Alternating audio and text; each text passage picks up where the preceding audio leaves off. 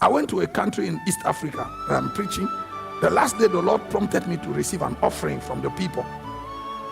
So I told them, I want you to come and to bring an offering to the Lord, and I'm taking it, you put it in my hand, and then they'll put it in my hand, and then I'll drop it on the altar.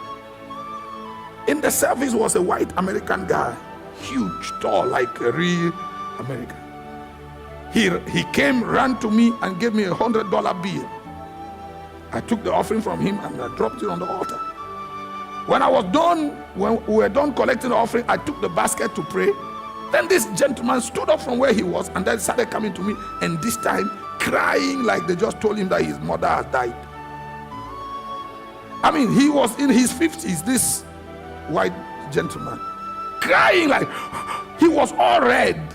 So he came to the front and asked me for an opportunity to say something. I gave him the microphone, and he said, "This morning I want to share with Jesus what I have never given any human being all my life." And he put his hand in his pocket and pulled out a chocolate, the sneaker. You know the sneakers?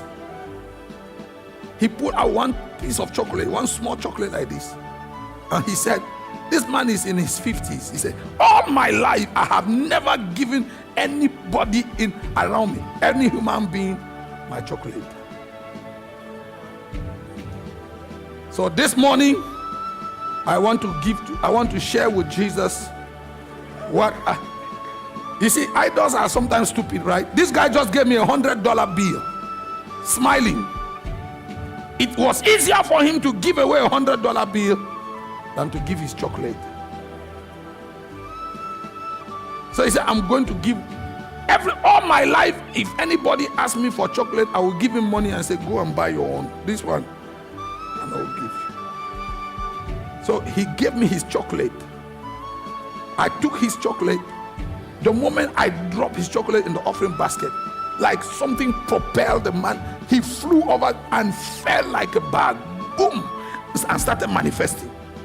That was the day of his deliverance.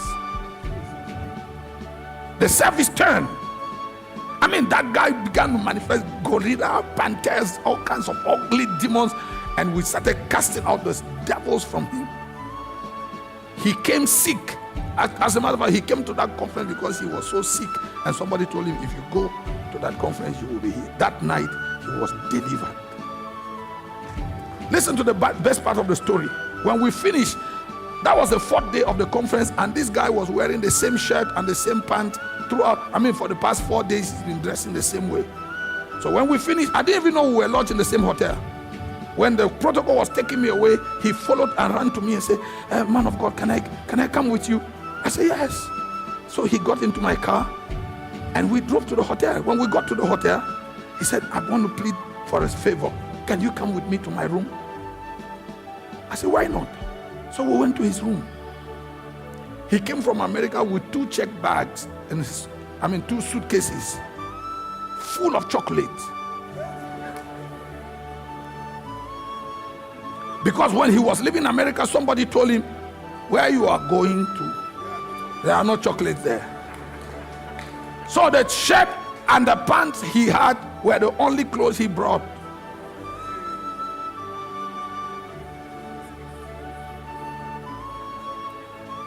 So that night he pulled out the suitcases from his bed, from the room, and said, please take these chocolates away from me. I don't want to sleep with them in my room. So I said, we called the protocol guys that took it to my room. And I said, tomorrow morning, we'll have a chocolate party in church.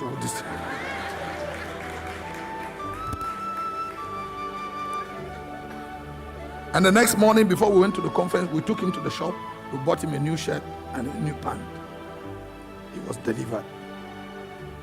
Idols can be that nice. They are so well dissimulated in your life. You reverence them and you honor them and you worship them.